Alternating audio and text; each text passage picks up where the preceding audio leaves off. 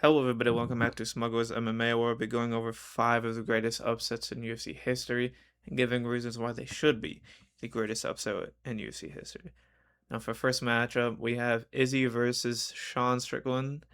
And Izzy was on a run of beating guys like Robert Whitaker twice, assaulting Paulo Costa, sliming out Alex Pereira, who Alex Pereira, 2 fights before fighting Izzy for the second time, had slimed out Sean Strickland.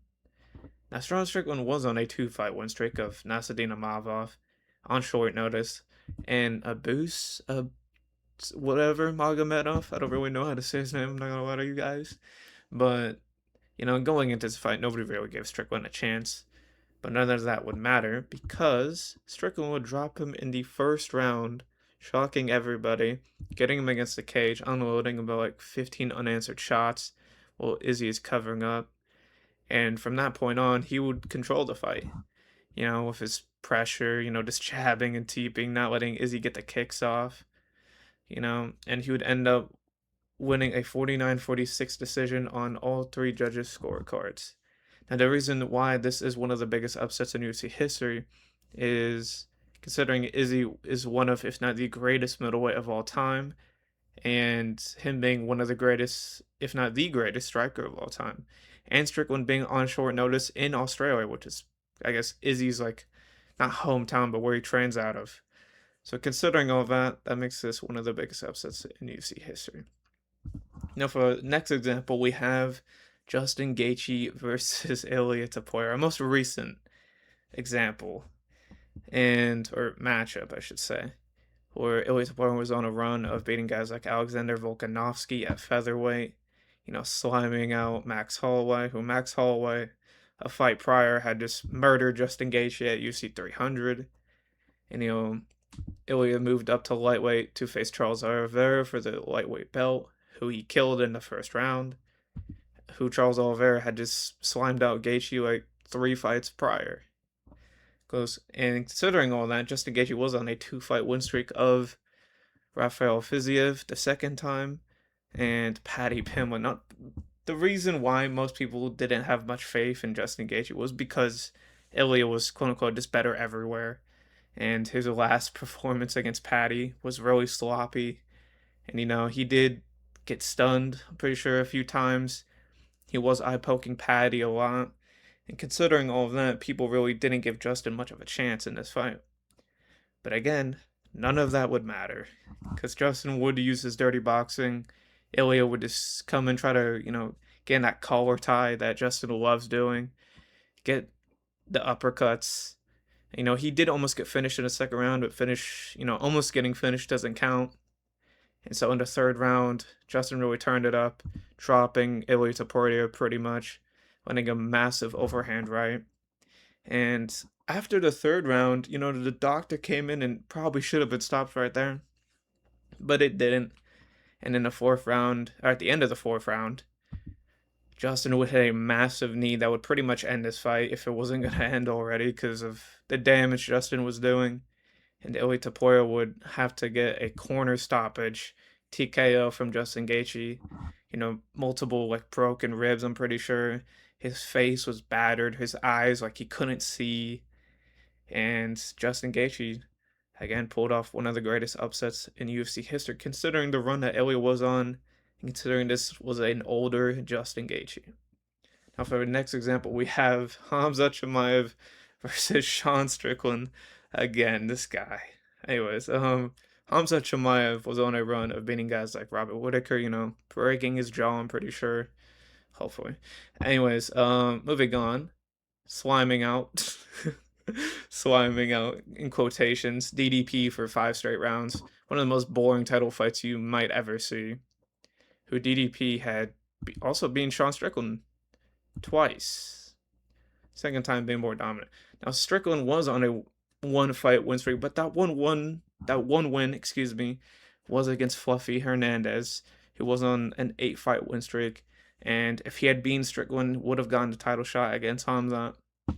And nobody really gave Strickland a chance again, considering nobody has chances in these fights. That's what makes them upsets. But Strickland, after the first round, in the first round, I should say, Hamza is just, trying to get the sub on Strickland. ragdolling him, and you're just thinking to yourself, "Oh gosh, is this gonna be like another one, like another DDP situation?" But Strickland would stuff the takedowns, get the jab going, get the overhand rights, get the straight rights going, and take rounds 2 and 3. Hamza did have a second win in the fourth, winning that round, taking him down. But in the end, it did not matter because Strickland would win the fifth and win a split decision against Hamza Chimaev. Now, what makes this a great upset, or one of the biggest upsets, considering Hamza was undefeated. There were talks of, him moving up to like a light heavyweight right after he defended his belt and, ruling that division, and him potentially being one of the greatest of all time in like 4 years. Maybe not 4 years, but considering he only fights once every year, maybe 4 or 5 years. And, him being an explosive wrestler and one of the best wrestlers of all time, this makes this one of the biggest upsets, considering Sean Strickland also was injured during this fight too, or before the fight, I should say. Now, for our next example, we have GSP versus Matt Serra. Now, GSP, was on a run of beating guys like BJ Penn and Matt Hughes the second time. Matt Hughes being one of the greatest welterweights of all time, or at least at this time, he was the greatest welterweight of all time. Multiple title defenses. I'm pretty sure his only loss was to BJ Penn. Somebody fact check me on that. I may be wrong. And Matt Serra was on a one fight win streak of Chris Light, I think it was. And the only reason why he got this title fight was because he won the Ultimate Fighter. But again, none of that would matter because Matt Serra would hit GSP across the dome and end up finishing him in the first round, completing one of the biggest upsets of all time. Now, the reason why this is one of the greatest upsets of all time is, like I said, one fight win streak. GSP would later become the greatest fighter, if not the second greatest fighter of all time, in most people's opinions. And Matt Serra kind of just faded into existence, I should say. But anyways, moving on to our next example, we have Amanda Nunes versus Juliana Pena, where Amanda Nunes was on a run of beating, or Ronda Rousey, excuse me, Valentina Shevchenko twice, beating Chris Cyborg to become a double champ and beating Holly Holm. Well, Juliana Pena was on a run of beating Sarah McMahon. And again, nobody gave Juliana Pena a chance. But again, none of that would matter. Now, I recently did just watch this fight, and in the first round, Amanda Nunes was winning pretty convincingly. She was hitting Juliana Pena, pretty well. But there was one thing that most people notice is Amanda Nunes was not moving her head, and she was getting tagged in the second round, and ultimately would pretty much get taken down. Tagged brutally. She was just pretty much just walking into straight jabs and just didn't move her head off the line, and was getting stunned with left hooks, right hooks, and ended up getting taken down and subbed in the second round. And the reason why, again, this is one of the greatest upsets in UFC history, not just in women's, MMA, is because Amanda Nunes is the GOAT of women's MMA. And there's really not a discussion, at least unless there is, tell me, but there's not much a discussion there. She is a double champ, multiple title defenses, and Joanna Pena was kind of just at this point mid. But that being said, which upset do I think is the biggest in UFC history? It's Matt Serra. And the reason why is because with all of these fighters, you could either say they were elite before the fight or they claims about after the fight. But Matt Serra, after winning this fight, would lose the GSP and then go 1-2 after, I'm pretty sure, and then was out, forced to retire, I think because of a condition. In my opinion, he was never truly elite.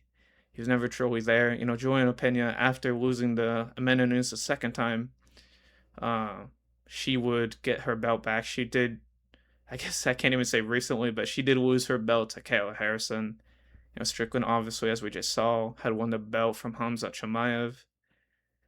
You know, Justin Gaethje, even before this, was a two-time interim champion or a one-time interim champion. Beat Tony Ferguson. You know, dropped Charles Oliveira and Max Holloway. Beat Fiziev. Beat Chandler. Beat Dustin Poirier. But these are all great wins. But Matt Serra didn't really have any of that. Now, that being said, thank you guys for watching. Be sure to like, comment, subscribe. Let me know if I missed any massive upsets that you guys would maybe like to add to this list and explain why they should be the biggest upset. If you say Bisping versus Rockhold, I wouldn't blame you, but it's also like I think Rockhold, I wouldn't say wasn't ever truly elite, but his tendencies of overextending got him got him murdered like he did in the Bisping fight and in the Yoel Romero fight. But yeah, thank you guys for watching. Be sure to like, comment, subscribe, and goodbye.